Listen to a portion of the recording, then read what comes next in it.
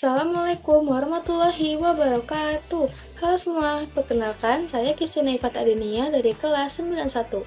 Pada kesempatan kali ini, saya akan membacakan sebuah cerita yang berjudul Kota Tanpa Buku. Simak ya. Pernahkah kau ke toko buku, perpustakaan, atau taman bacaan? Tidakkah kau merasa istimewa ketika berada di dalamnya? Di sekelilingmu ada berbagai tokoh dari dunia nyata dan hayal, tempat yang pernah kau kunjungi dan yang belum.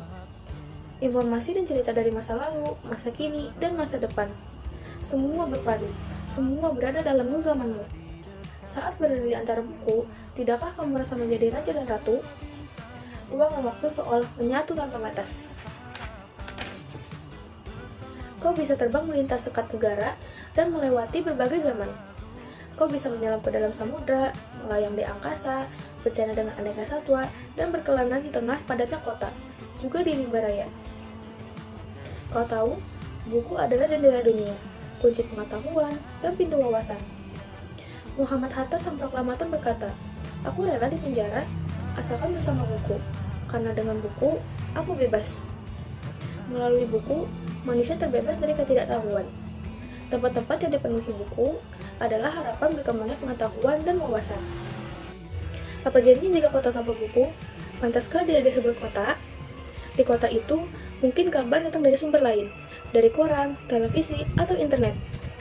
Mungkin informasi dan cerita datang dari cerita nenek moyang, bagai dongeng-dongeng sebelum tidur. Irama warganya pun tidak beda.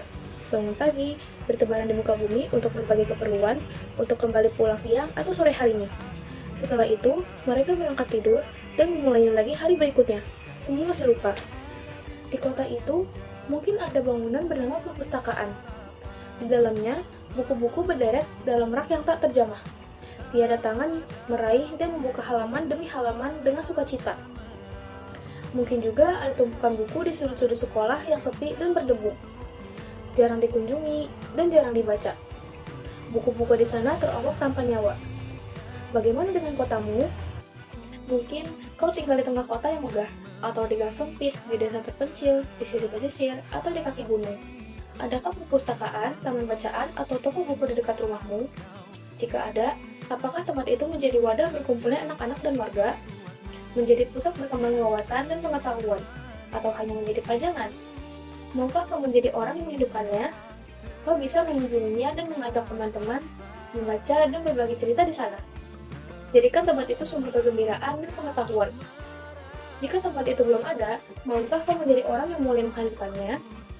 Kau bisa memulainya dari sebuah sudut di teras rumahmu. Ajak teman-temanmu memulai langkah baru. Jangan biarkan waktu berlalu tanpa buku. Siapapun dirimu, bersahabatlah dengan buku. Dia akan menjadi teman setiamu sepanjang waktu.